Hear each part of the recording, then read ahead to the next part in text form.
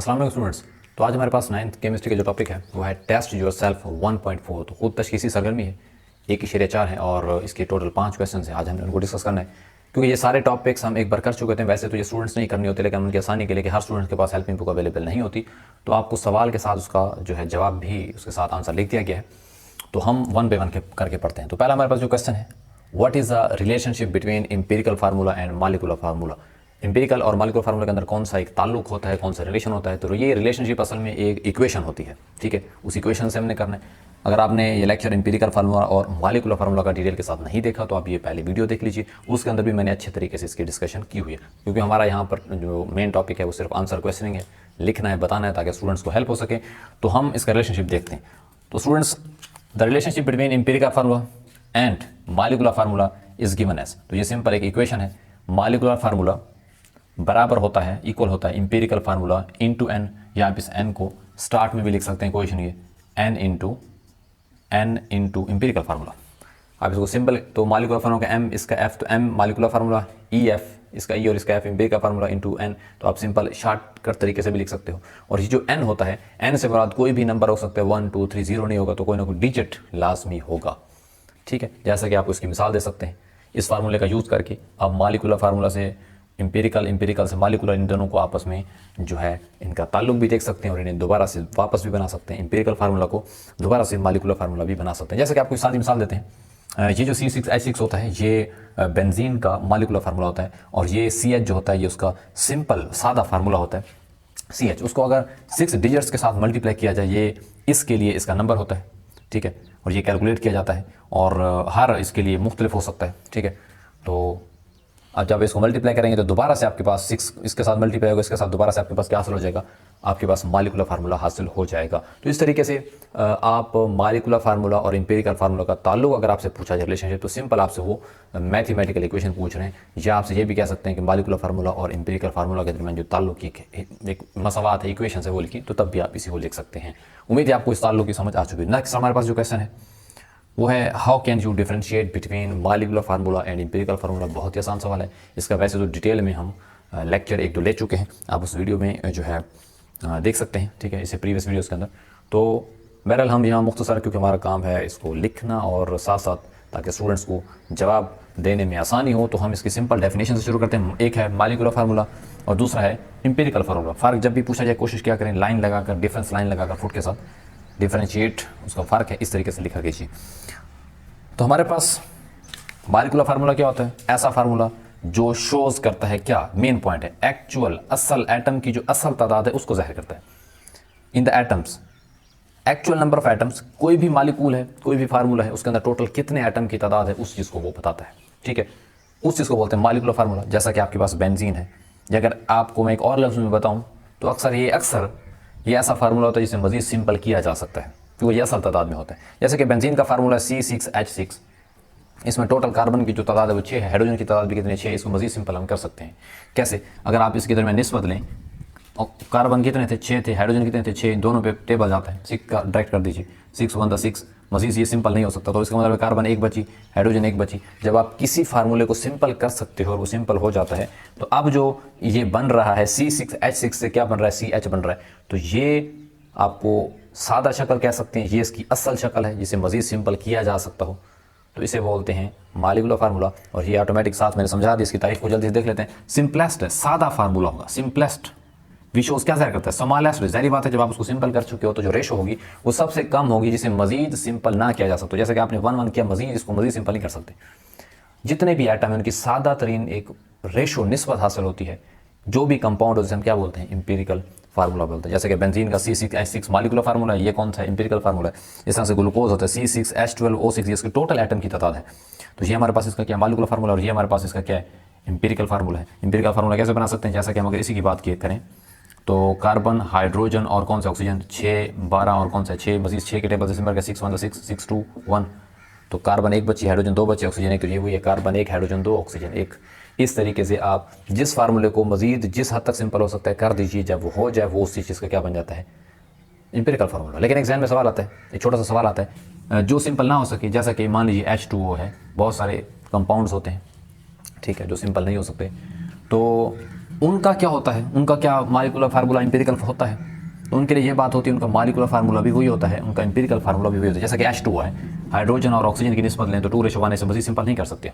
तो इस तरह का जो क्वेश्चंस होते हैं, इन चीज़ों को हम जो है क्या बोलते हैं कि that these are those questions, ठीक है। ये वो क्वेश्चंस हैं, वो सवाल आते हैं जो अबाउट आपसे पूछे जा सकते हैं मालिकुलर फार्मूला और कौन सा एम्पिरिकल फार्मूला। उम्मीद है आपको पहले दो सवालों में कोई मसला नहीं होगा। अब हम करते हैं question number 3। Identify the following formula as formula unit और यूनिट मालिक्यूल फार्मूला। मतलब सिंपल आपसे ये कहना चाहते हैं कि ये सामने कुछ फार्मूले दिए गए, H2O2, CH4, C6H12O6, C12H22O11, BaCO3, KBr। उन्होंने यहाँ पर ज़्यादा कोई बात नहीं पूछी, उन्होंने ये नहीं कहा कि इसका कुछ निकाल के दिखाओ, वो सिंपल पूछ रहे हैं भी ये वाले फार्मूले किन के हैं, किसके हैं, ठीक है। तो बहुत आसान है, सिर्फ नाम बताने हैं। H2O2 इस फार्मूले को बोलते हैं हाइड्रोजन परऑक्साइड। ये हाइड्रोजन परऑक्साइड का अगर आपसे पूछा जाए फार्मूला तो H2O2 है। अगर ऐसे पूछें भी H2O2 किसका, तो आप बोलेंगे हाइड्रोजन परऑक्साइड। CH4 जो होता है ये मीथेन का फार्मूला होता है, और C6H12O6 ग्लूकोज का फार्मूला होता है, मशहूर है, आप पहले से जानते होंगे। उसके बाद शुगर जो होती है उसका फार्मूला होता है C12H22O11 या C12H22O11 शुगर का फार्मूला है। BaCO3 किसका फार्मूला है, बैरियम कार्बोनेट का फार्मूला है। और उसके बाद हमारे पास है KBr और ये है पोटाशियम ब्रोमाइड का। तो सिंपल नाम बताने, इसमें कोई जो है रॉकेट साइंस नहीं है। What is the empirical formula of acetic acid. देखो सवाल को गौर से पढ़ना होता है, पहले तो सवाल को समझना है आपसे पूछा क्या है। वो इस सवाल में पूछ रहे हैं भी आपसे क्या पूछ रहे हैं, एम्पिरिकल फार्मूला पूछ रहे हैं किसका, एसिटिक एसिड। इसे सिरका भी बोलते हैं, घरों में हम अक्सर यूज़ करते हैं, ठीक है, खाने पकाने में भी इसका यूज़ किया जाता है। तो सिरका मतलब एसिटिक एसिड का आपसे मालिकुलर फार्मूला नहीं पूछा, कौन सा पूछा है, एम्पिरिकल फार्मूला पूछा है। और वो के साथ साथ ये कहता है कि find out the molecular mass. तो दो बातें पूछी हैं, एक आपसे एम्पिरिकल फार्मूला पूछा है, दूसरा आपसे मास पूछा है। एम्पिरिकल फार्मूले का नहीं पूछा, मास पूछा है मालिकुलर फार्मूले का, ठीक है। तो इन दोनों को देखते हैं। सिंपल सबसे पहले जो उन्होंने हमें बताया है, ये जो कुछ गिवन है, तो मालिकुलर फार्मूला एसिटिक एसिड का होता है CH3COOH, ठीक हो गया। तो जो कि हमारे पास होता है CH3COOH। अगर आप इसको इकट्ठा करेंगे, कोई ओपन है, अलग अलग है, तो इसके अंदर ओवरऑल कार्बन 2 खड़ी हैं, आप इसको कंबाइंड इकट्ठा कर दो, 2 कार्बन है तो इसको ऐसे लिख सकते हैं C2। इसमें हाइड्रोजन 3 इधर खड़े हैं, एक इधर खड़े, 3 और 1 4 को इकट्ठा करके लिख सकते हैं, बात तो एक ही है, सिर्फ ऐसे समझ लो ओपन है।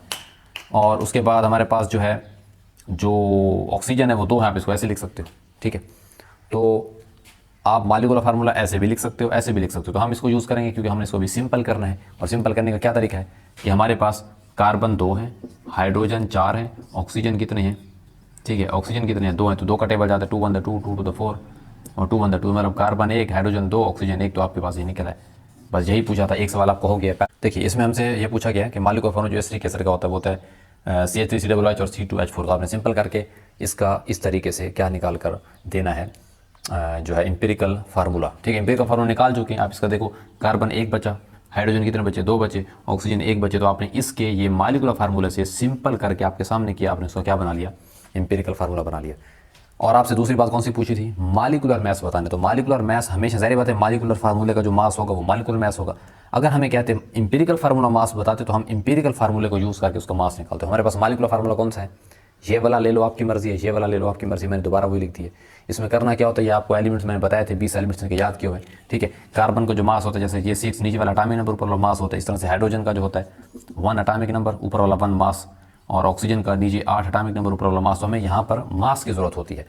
तो कार्बन 1 है तो 12, उसके बाद हाइड्रोजन 1 का मास कितना होता है, 1 होता है, यहाँ पर कितने 3, तो 3 × 1 कितना होगा 3। कार्बन 1 का मास कितना होता है 12, यहाँ पर है भी 1 कार्बन, तो कितना हो जाएगा, एक शुरू में आ चुका है, यहाँ अलग अलग लिखते हैं, इसका भी 12 से पहले लिख चुके हैं। एक ऑक्सीजन का 16 होता है तो 16 लिख दें, दूसरे का भी 16 लिख दें। अगर ऐसे लिखना चाहते तो डायरेक्ट 32 लिख दें, 2 का इकट्ठे 16 और 16 32। और एक हाइड्रोजन का कितना होता है, 1 होता है। आप इसको भी यूज़ कर सकते हो, आप इसको भी यूज़ कर सकते हो। अगर आप इसको यूज़ करना चाहो, इस फार्मूले को, इसकी बात कर रहा हूँ, तो आप ऐसे करेंगे, ये C2 है तो 2 × 12 कर देंगे, ये 4 × 1 कर देंगे, भी 4 है, मास 1 का 1 है, और ये कितने हैं आपके पास 2, ये भी 2 हैं, तो 2 ज़रा क्या कर देंगे 16। इन सबको जमा करेंगे तब भी 60 AMU आएगा, एटॉमिक मास यूनिट। और अलग-अलग इस फार्मूले के जरिए करें तब भी जमा करें, कितना आएगा 60 AMU आएगा। तो आपके पास बस ये याद रखने, आपसे पूछा था मालिकुलर मास। अगर हमसे पूछते एम्पिरिकल फार्मूला मास तो हम फिर इसके जरिए निकालते हैं। मैंने ये वाला फार्मूला यहाँ क्यों नहीं यूज़ किया, क्योंकि हमसे उन्होंने एम्पिरिकल फार्मूला मास नहीं पूछा, बल्कि क्या पूछा है, मालिकुलर फार्मूला, जो कि किससे निकलता है, मालिकुलर फार्मूला से निकलता है। उम्मीद है आपको इन दोनों सवालों में कोई मसला नहीं होगा। हम क्वेश्चन नंबर 5 करते हैं। तो स्टूडेंट्स हमारे पास जो पांचवा आखिरी सवाल है उसमें सिंपल पूछा गया कि कैलकुलेट द फार्मूला मैसेज, मतलब 3 फार्मूले दिए गए, ठीक है, Na2SO4, ZnSO4 और कैल्शियम कार्बोनेट CaCO3, और हमसे पूछा गया कि इन तीनों फार्मूले के आपको क्या बताने, सिंपल उनके फार्मूला मास, मतलब फार्मूले से उसके मास टोटल कैलकुलेट करके बताने। देखिए अगर इनमें से कोई एक की बात करूँ ना, जैसे कि Na2SO4 है जिसमें सिर्फ सोडियम की बात करूँ, जैसे Na होता है और हमने ये 20 एलिमेंट याद किए थे, सोडियम का एटॉमिक नंबर 11 होता है, मास कितना होते हैं 23। अगर आप एक एटम की बात करते थे तो जैसे कि इसमें था ना सोडियम के ऊपर 23 है, उसके साथ हम AMU लिखते थे, तो ये सोडियम का, क्योंकि एक एटम ऐसी चीज़ को क्या बोलते हैं जो चीज़ अकेली होती है वो क्या होती है, एटम, तो उसके मास को हम बोल देते थे एटॉमिक, एटम से क्या होता था एटॉमिक मास। अब क्योंकि ये हमारे पास क्या है फार्मूले हैं तो उनके मास को फार्मूला मास कह सकते हैं, ठीक है, मालिक्यूलों को तो मालिक्यूलर मास कह सकते हैं।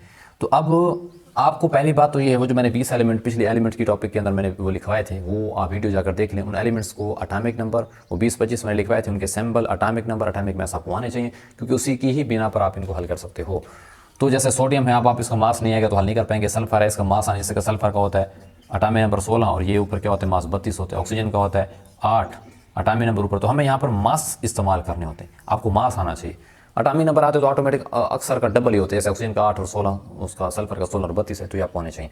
तो बहरहाल ये बेसिक हम कैसे बनाते हैं इस टॉपिक को कर चुके हैं, तो हमारा यहाँ पर मकसद को हल करना है। सोडियम का जो मास होता है Na2SO4 है, एक सोडियम का 23 होता है, यहाँ पर कितने सोडियम है 2, तो जो मास होगा उसकी तादाद के साथ ज़रब दे देनी। तो 23 एक का होता है, ये कितने 2, तो 23 ज़रब 2 दरमियान में जमा, फिर अगले को लिखेंगे। एक सल्फर का कितना होता है, अभी मैंने ऊपर लिख कर बताया था, मास कितना होता है 32 और 16, तो 32 और कितने हैं तादाद में 1, तो 32 ज़रब 1। एक ऑक्सीजन का कितना होता है 16 मास होता है, ठीक है, तो आप 16 को और तादाद कितनी 4, 16 ज़रब 4 कर देंगे तो कितना हो जाएगा 64, तो 32 ज़रब 2 46, 32 64 जमा करेंगे 142, मतलब 142 AMU। ये सोडियम सल्फेट का क्या हमारे पास है फार्मूला मास है, उसके फार्मूले का टोटल मतलब जमा किया। पहले एक एक का करते थे जिसका जितने सबको जमा करके इकट्ठा करते हैं। अब बात करते हैं ZnSO4 की। एक जिंक का मास होता है 65, तादाद में 1 है तो 65 ज़रब 1। एक सल्फर का भी किया 32, तो 32 तादाद 1 है 32 ज़रब 1। और एक ऑक्सीजन का 16 होता है तो 4 तादाद है 16 ज़रब 4, तो 65 ज़रब 1 32 और 16 चौक 64, इन सबको जमा करेंगे तो 161 AMU किसका मास निकल आएगा फार्मूला मास। तो आपको इसके लिए ज़रूरी है कि हर एक के एटम का मास आना चाहिए। नेक्स्ट हमारे पास है कैल्शियम कार्बोनेट। कैल्शियम कार्बोनेट के अंदर देखते हैं कि कैल्शियम, दूसरा कार्बन, तीसरा ऑक्सीजन। कैल्शियम का एटॉमिक मास होता है 40, ये आपने किया हुआ है 20, यानी 20 एलिमेंट के अंदर आता है, तो 40 ज़रब 1 मास 1 40 है, तादाद 1 है तो 40 ज़रब 1 जमा 12 ज़रब 1। कार्बन का मास 12, तादाद 1।